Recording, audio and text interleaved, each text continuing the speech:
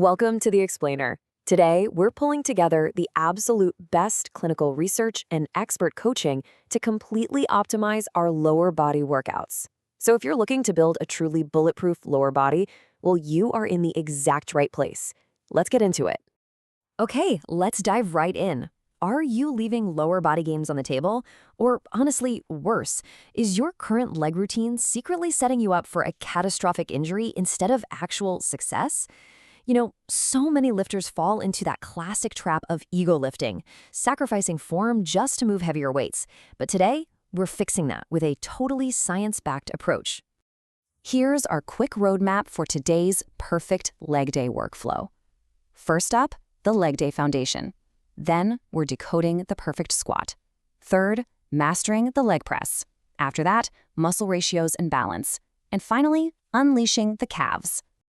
All right, starting off with section 1, the leg day foundation, preparation and balance. Listen, a bulletproof lower body actually starts way before the heavy lifting even begins. Skipping a dynamic mobility warm-up? Yeah, that's basically a one-way ticket to a sprain. You really need about 10 minutes of active movement, think leg swings or curtsy lunges, before you even touch a weight. From there, you want to prioritize those big compound movements to build up your core stability.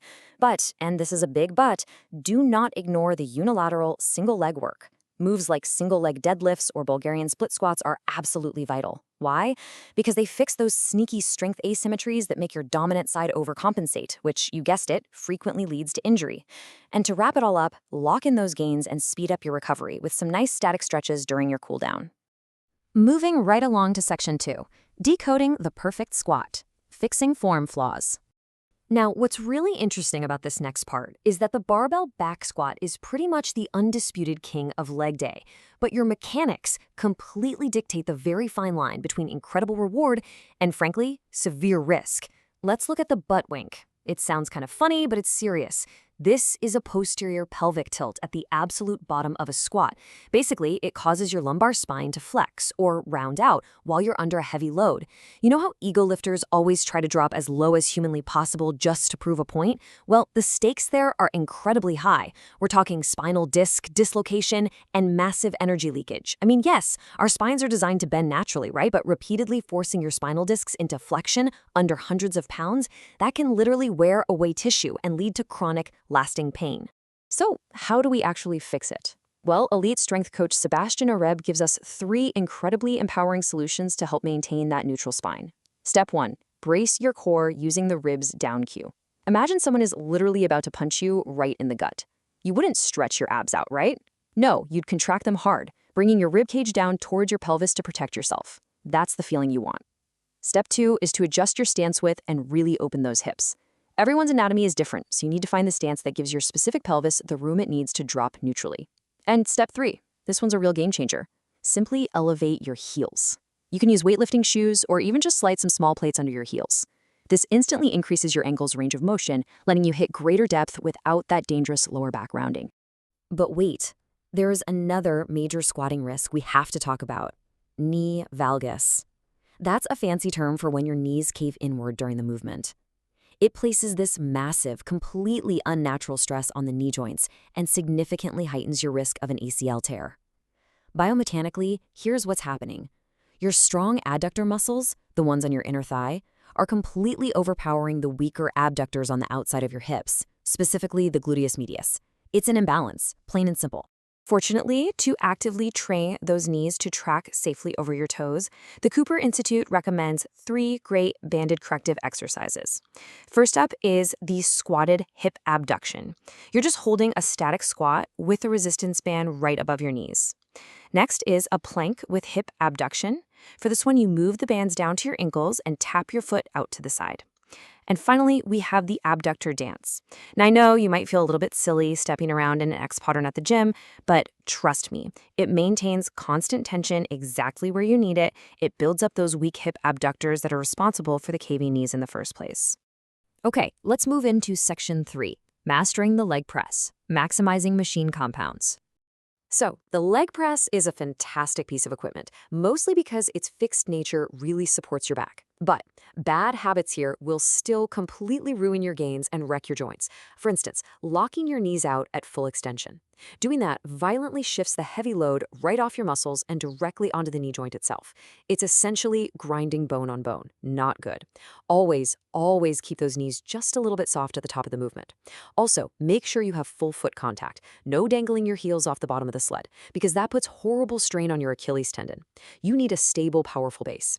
And finally, we've got to stop cheating the depth. Lower that sled with total control until your knees form a 90-degree angle, making sure to stop just before your hips try to roll up off the back pad. So, the absolutely crucial point that separates ego lifting from actual longevity is tempo. Rushing through your reps is quite literally robbing you of muscle growth. Instead, try a controlled tempo. Think 2 seconds down, a 1-second hold at the bottom, 2 seconds up, and a 1-second hold at the top. Doing this drastically increases your time under tension, and that's the secret sauce. That is exactly what stimulates hypertrophy, all while keeping your movements incredibly safe and strictly controlled. All right, on to section 4, muscle ratios and balance, protecting the ACL. Stepping back from individual exercises for a second, we really need to look at the big picture, overall leg symmetry. To understand why this is so critical, think about the dresser-drawer analogy used in sports medicine. See, your ACL connects your knee joint. When you land from a heavy jump or aggressively change direction on a field, your hamstrings act like protective tethers, pulling everything backward. But if those hamstrings are too weak to do their job, the shin bone, the tibia, forcefully slides forward. It's exactly like yanking open a heavy dresser drawer.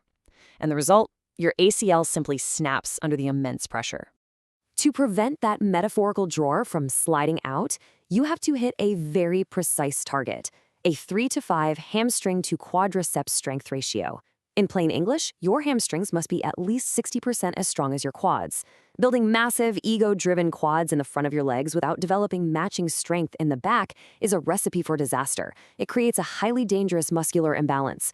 Honestly, hitting that 3 to 5 ratio is your absolute best defense against those devastating non-contact knee injuries. Let's move to our final section and see how this builds up. Section 5, Unleashing the Calves, the Force Production Powerhouse.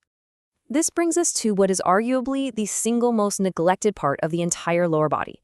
Strength and conditioning coach Matthew O'Brien points out that the old school mindset totally dismissed calf training. People thought it was just something aesthetic bodybuilders cared about, assuming that squats and deadlifts were doing enough. But, the new school science proves otherwise. Think about it. Every single time your foot strikes the ground, to sprint, to jump, or to absorb a heavy landing, your calves are your very first line of defense. They are vital force absorbers. So if you want to truly bulletproof your lower leg and drastically reduce your risk of an Achilles injury, you absolutely must be adding direct isolated loading to those calf muscles. All right, let's bring it all together. To lock in this perfect leg day masterclass, just remember these key milestones. Never, ever skip your dynamic warm-ups or your static cooldowns. Actively correct form flaws like the butt wink and knee valgus so you can protect your spine and your joints. Leave your ego at the door when you hit the leg press. Master your proper depth and a strict controlled tempo. Always strive for that protective 3 to 5 hamstring to quad ratio. And finally, directly load those calves to build up your propulsive force. All of this leaves us with a deeply provocative question. Are you training for today's ego or tomorrow's longevity? Look, throwing huge weights around with terrible form might feel really impressive in the moment. I get it. But true strength? That's built through smart, biomechanically sound movement. The kind of movement that keeps you lifting, running, and moving totally pain-free for decades to come. So leave the ego at the door, apply what you've learned in this masterclass, and start building a truly bulletproof lower body. Thank you so much for exploring this with me on The Explainer today, and keep learning.